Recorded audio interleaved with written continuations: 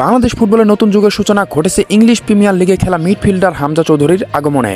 25 March 2025 তারিখে ভারতের বিপক্ষে এএফসি এশিয়ান কাপে বাছাই পর্বের ম্যাচে তিনি বাংলাদেশের হয়ে অভিষেক করেছিলেন। ভারতের বিপক্ষে এই ম্যাচটি গোলশূন্য ড্র হলেও হামজার পারফরম্যান্স ছিল প্রশংসনীয়।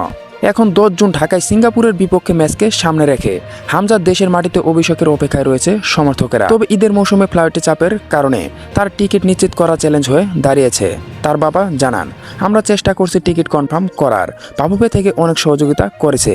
আসলে এমন সময় ম্যাচ পড়েছে যখন কোরবানির ঈদ, এ সময় অনেক বাংলাদেশি দেশে যান ঈদ করতে।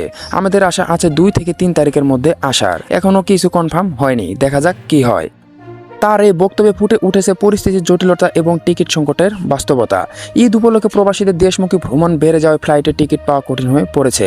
তবে হামজা ও তার পরিবার এখনও আশাবাদী এবং শেষ মুহূর্ত পর্যন্ত তারা চেষ্টা চালিয়ে যাচ্ছেন। হামজার আগমন বাংলাদেশের ফুটবলের নতুন সম্ভাবনা দ্বার উন্মোচন করেছে। তার মতো প্রবাসী খেলোয়াড়দের অন্তর্ভুক্তি দেশের ফুটবলে আন্তর্জাতিক মানের অভিজ্ঞতা ও দক্ষতা যোগ করবে। ফুটবল প্রেমীরা তার মাঠে উপস্থিত দেখার জন্য অধীর আগ্রহে অপেক্ষা করছেন।